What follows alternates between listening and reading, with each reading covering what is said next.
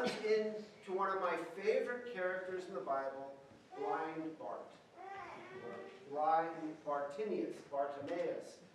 Bar means son of Timaeus, son of Timothy. Blind Bart, I like to call him. I was in a play at a church when I was about 15 years old, and I got to play Blind Bart. So anyway,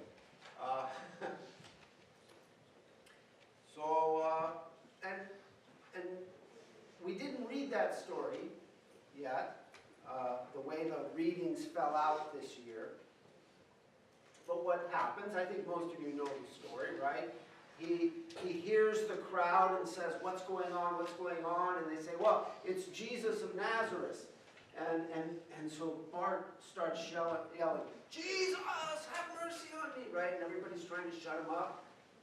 Right? That's why I like playing the character. Everybody's trying to shut me up.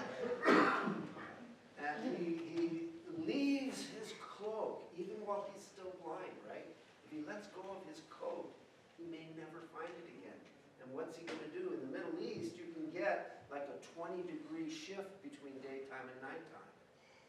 So it can be freezing at night. It can be really hot in the day and then freezing at night. So if you're blind, you don't want to let go of that cloak, because if you lose it, you lose it, right? But he left his cloak, it says, and went to Jesus.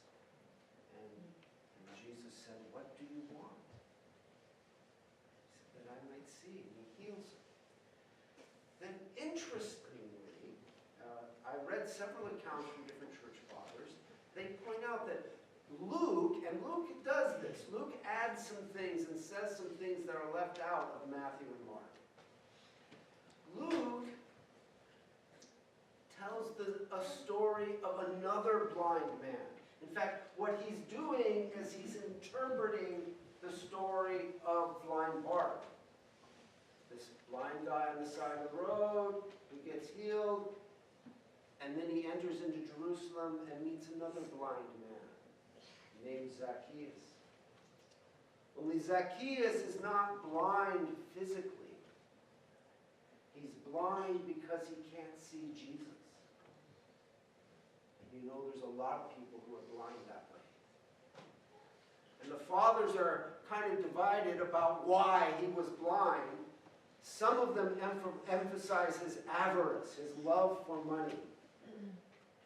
And that his love for money blinded him so that he couldn't see Jesus.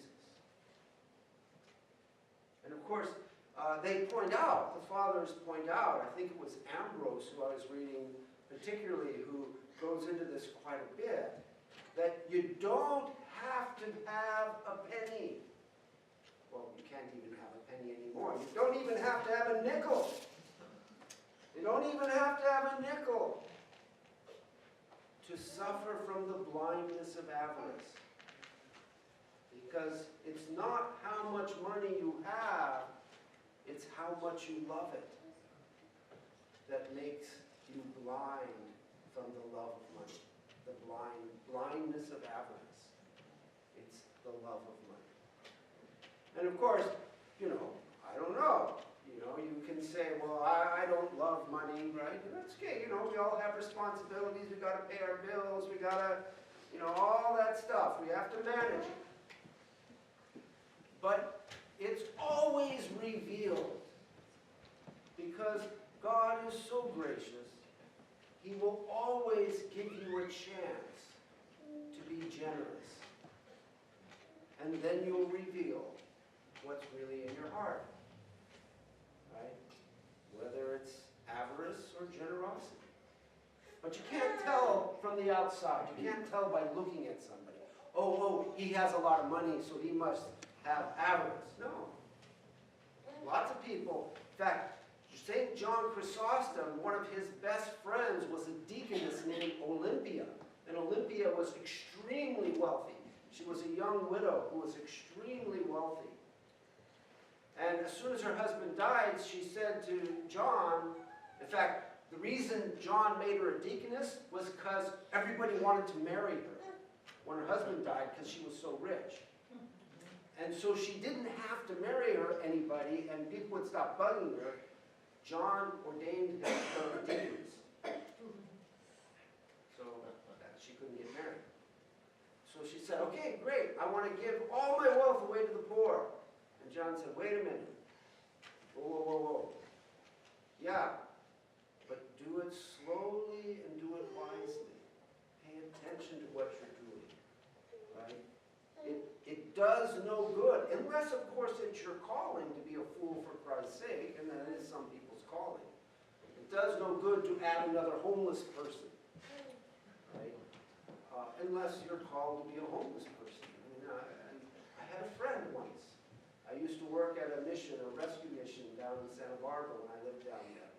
And this fellow was a homeless guy who was a friend of mine, and it was the life he chose. It was the life he wanted. He loved it. And we had long talks about it. No one tells me when to get up. No one tells me what to do. There's plenty of food no matter where I go. He was always bringing me stuff. He would find stuff in dumpsters you wouldn't believe. And like he brought me brand new shoes and all kinds of stuff. So, I guess that was his calling. That's the life he chose.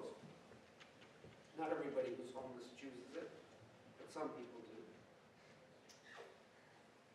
But love for money can blind us. Love for money can blind us.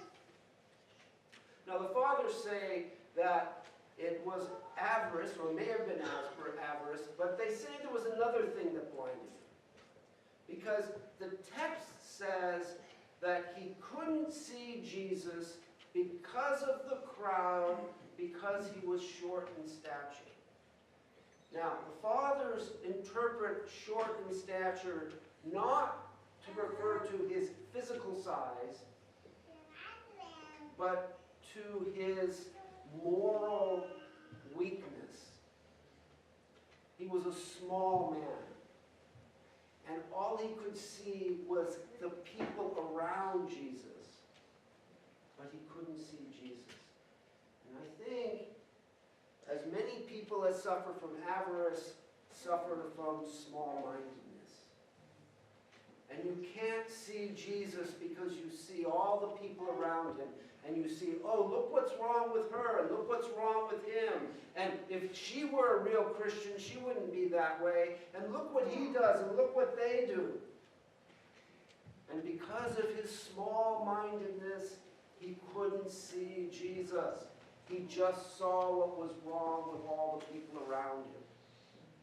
Oh, look at him, look at her. Oh, look at that. Oh, oh. No wonder you can't see Jesus. You only see the crowd around you. But what did Zacchaeus do? I love it. He ran ahead of the crowd. Leave the crowd behind. Don't worry about him. Don't worry about the other people following Jesus. Don't pay attention to them. It's not worth it. You need to see Jesus. Leave the crowd behind. Run ahead and climb up a tree.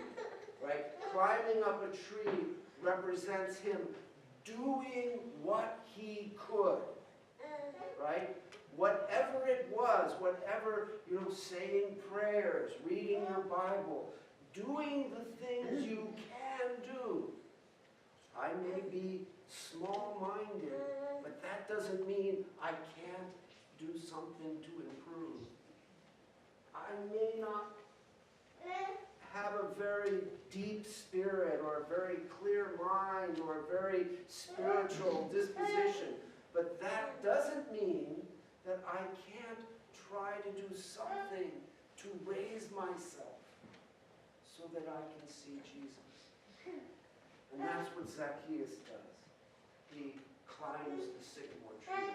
He does what he can to raise himself. He leaves the crowd behind, runs ahead, lifts himself up just a little, and Jesus says to him, Zacchaeus, I'm going to enter your house. I'm going to come to your house, and I'm going to bring salvation to your house. And that's what Jesus is going to do today. You come and you eat the body and blood of Christ, Jesus is saying, Father Foti, I want to come into your house. I want to dwell with you. I want to bring salvation to your house. Right? Levi, I'm going to come into your house. I'm going to bring salvation to your house. This is what he says to you. So, if sometimes you find yourself a little bit blind, and it's hard for you to see, maybe you need to do something generous, just in case it's avarice that's blinding your eyes. Or if you can't see, it might be because you're looking at the crowd around Jesus. And because of your small-mindedness, you only see the weaknesses of the people around him. Leave the crowd. Don't worry about them. Leave the crowd behind.